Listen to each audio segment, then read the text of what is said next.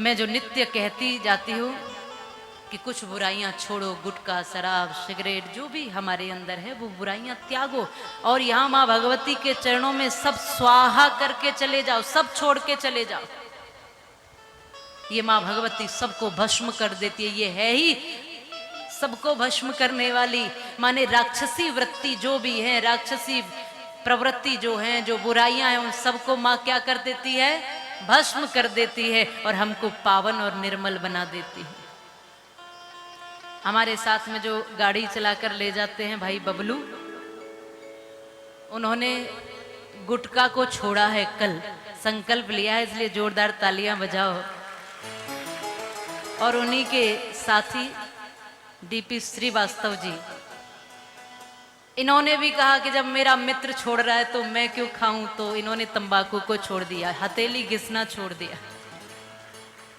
तो कम से कम इस माँ भगवती की कथा में दो लोगों ने अपने जीवन की, जो लगता है लोगों को कि जो छोटी सी बुराई है, लेकिन ये जीवन को कई बार समाप्त करने की कगार पर ले आती है। और स्पष्ट आप देखोगे कि गुटखा जो भी खाने वाले हैं उनको पता होगा कि उसके ऊपर स्पष्ट लिखा रहता है, इससे कैंसर होता है। व्यक्ति इतना समझदार कि गुटखा लेकर के आया और उसको फिर वापस दुकान पर वापस करने लौटाने चला गया। बोले तुमने नकली गुटखा दे दिया। उसने कहा नहीं, मैंने तो असली दिया। बोले नकली दिया है, क्यों? बोले इस पे ये तो लिखा ही नहीं है कि इससे कैंसर होता है। अब बताइए बुद्धिमान व्यक्ति को क्या कहें, क्योंकि बुराई को छोड़ने वाले मुझे लगता है कि वो श्रेष्ठ होते हैं, और बुराई को पकड़ के भीतर रखने वाले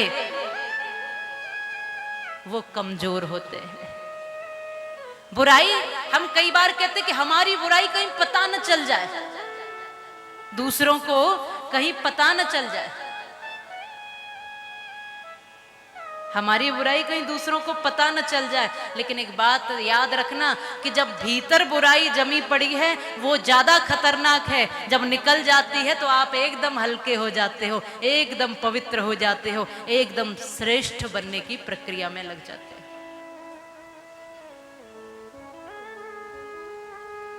इसलिए मैं ये निवेदन करती हूँ सभी भाइयों से, मातृशक्ति से, जो भी जिनके भी पास कोई बुराई, छोटी से छोटी बुराई भी खतरनाक होती है, इसलिए जो भी हो वो माँ भगवती के चरणों में स्वाहा करके चले जाने, माँ सबको भस्म कर देगी। और कोई ऐसा हो तो विश्राम तक नाम लिखवा देना, मैं स्वयं उसका अपने हाथों से सम्मान करूंगी, क्योंकि मुझे उन्हीं लोगों का सम्मान करना अच्छा लगता है जो बुराई को छोड़ने में तत्पर रहते हैं, तैयार रहते हैं, आगे रहते हैं।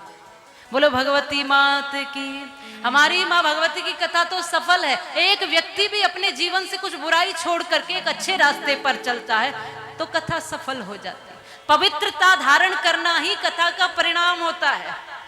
इसलिए अगर किसी माता को लगता हो कि मैं ज्यादा बोलती हूँ, किसी को लगता हो कि हम झूठ बोलते हैं, किसी को लगता हो कि कुछ भी परिवर्तन करने की आवश्यकता है, देखो बदलने की आवश्यकता तो जीवन में सबको पड़ती है, क्योंकि कोई ना कोई अवगुण तो हम सबके भीतर छुपा हुआ रहता है, तो उसको हम निकालें और माँ भगवती के सानिध्य में आकर के श्रेष्ठ बन जाएं।